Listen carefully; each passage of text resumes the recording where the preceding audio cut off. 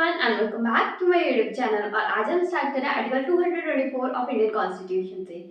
अब देखो हम इसका ओवरव्यू लेते हैं सबसे पहले कि अगर कभी भी प्रेसिडेंट को ऐसा लगता है कि काम बहुत ज़्यादा बढ़ गया है और इसमें जितने नंबर ऑफ जजेस हैं वो सफिशिएंट नहीं है तो प्रेसिडेंट अपॉइंट कर सकते हैं एडिशनल जजेस को। ठीक है, तो एक बार लैंग्वेज पढ़ते हैं।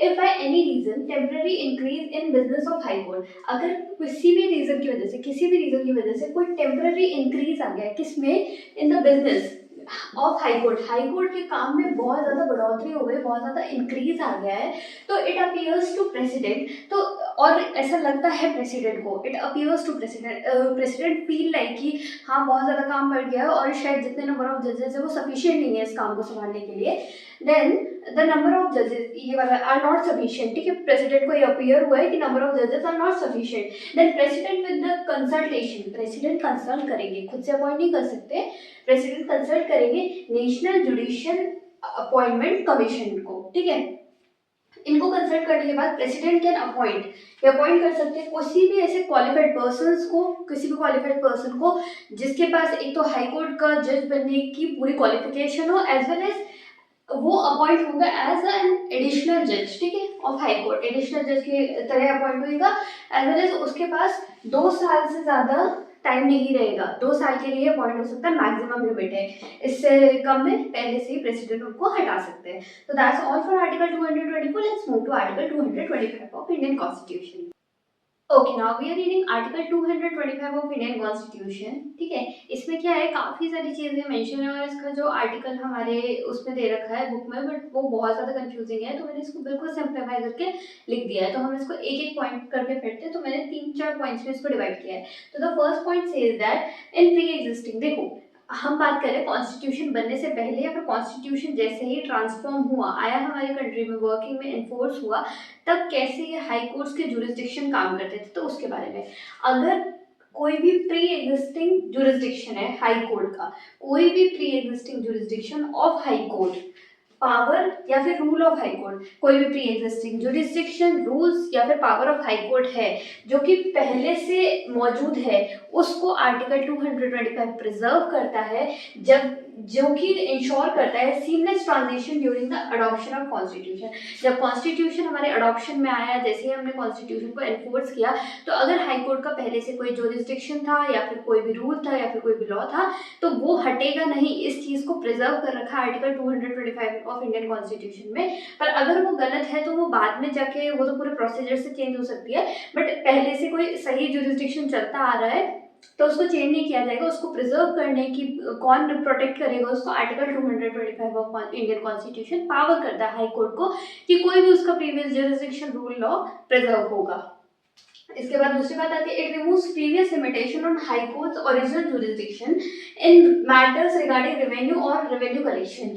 देखो इसमें ओरिजिनल जुरिस्डिक्शन की जो भी पावर होती है सुप्रीम कोर्ट, वो सॉरी हाई कोर्ट के पास, ठीक है, ओरिजिनल जुरिस्डिक्शन और हाई कोर्ट, कोई भी प्रीवियस लिमिटेशन लगी हुई हो हाई कोर्ट के ऊपर किसी भी ओरिजिनल जुरिस्डिक्शन को लेके, basically in matters of revenue और रेवेन्यू कलेक्शन, कभी भी हाई कोर्ट के ऊपर कोई लिमिटेशन लगी है रेवेन्यू कलेक्शन या फिर रेवेन्यू को लेके, तो वो सारी लिमिटेशन हटाई जाएगी हाई कोर्ट के ओरिजिनल जुरिस्डिक्शन के अंदर आर्टिकल 225 में, और उसको ये दिया जाएगा कि आप रेवेन्यू और रेवेन्यू कलेक्शन पे जुरिस्डिक्शन एक्सरसाइज कर सकते हैं। इसके बाद तीसरे पॉइंट में आता है, high court are empowered to make rules regarding administration of justice, regulating sitting of जजेस एंड प्रोसीजरल लॉ। जो भी हाई कोर्ट के अंदर जो भी सिटिंग ऑफ जजेस होगा, ठीक है, एडमिनिस्ट्रेशन ऑफ जस्टिस होगा, ठीक है, रेगुलेटिंग सिटिंग ऑफ जजेस होगा, और कोई भी प्रोसीजर लॉ होगा। क्या प्रोसीजर चल रहा है कोर्ट का, तो 3 चीजें आ गई, सिटिंग ऑफ जजेस, प्रोसीजरल लॉ और एडमिनिस्ट्रेशन का जो भी काम है उस हाई कोर्ट के अंदर, तो वो सारा काम कौन संभालेगा, हाई कोर्ट ही संभालेगा। उस ये दिखाता है कि हाई कोर्ट के अंदर कोई भी इंटरफेयर नहीं कर सकता अदर अथॉरिटी, हाई कोर्ट खुद में अपना काम अच्छे से करता है, और इस आर्टिकल 225 एम्पावर करता है हाई कोर्ट को ये तीनों काम खुद से एक्सरसाइज करने के लिए, ठीक है, और वो हाई कोर्ट इस चीज पे रूल्स भी बना सकता है, उसको इनैक्ट भी कर सकता है और उनके अकॉर्डिंग काम भी कर सकता है।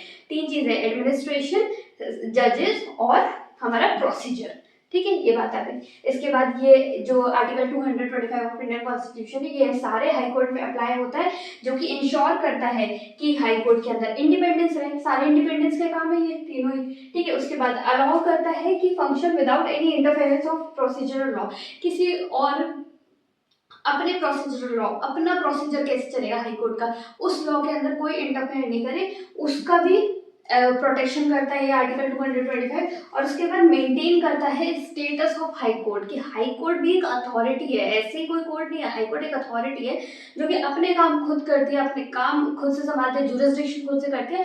और ये सारी प्रोटेक्शन एम्पावरमेंट कौन देता है? Article 225 of Indian constitution. अब हम चलते हैं आर्टिकल 226 ऑफ इंडियन कॉन्स्टिट्यूशन के side. Okay, now we are reading Article 227 of Indian Constitution, जो कि बताता है every high court have separate instance over all the courts and tribunals। जो हमारा हाई कोर्ट है उसके जुरिस्डिक्शन, उसकी टेरिटरी में जितने भी लोअर कोर्ट्स या फिर जितने भी कोर्ट ट्रिब्यूनल्स आते हैं, वो सब हाई कोर्ट की, उस हाई कोर्ट की जुरिस्डिक्शन में आते हैं। जैसे फॉर एग्जांपल अगर राजस्थान का हाई कोर्ट है, तो जितने भी डिस्ट्रिक्ट कोर्ट हो गए, लोअर कोर्ट्स हो गए या फिर कोर्ट ट्रिब्यूनल्स हो गए, सारे किसके अंदर आएंगे? जो जोधपुर हाई कोर्ट है उसके अंदर, ठीक है। इसके बाद बात आती है थ्रू आउट द टेरिटरी के विद इन, ठीक है। इसके बाद the article authorises high court to make rules and keeping records and accounts of lower court, ठीक है। जो आर्टिकल 227 ऑफ इंडियन कॉन्स्टिट्यूशन है, ये बोलता है कि हाई कोर्ट लॉ बना सकते हैं अपने लोअर कोर्ट्स, लोअर ट्रिब्यूनल्स को लेके, एज वेल एज ये उनको ये भी बोल सकता है, ये उनको ये भी ऑर्डर कर सकता है कि अपने रिकॉर्ड्स और अकाउंट को मेंटेन करे और डिसिप्लिन एक्शन भी सिखा सकता है। So that's all for article 227 of Indian constitution, and that's all for this video. मैं आपको मिलते हैं अगले वाले वीडियो में, तब तक अपना ध्यान रखिए, खुश रहिए एंड टाटा।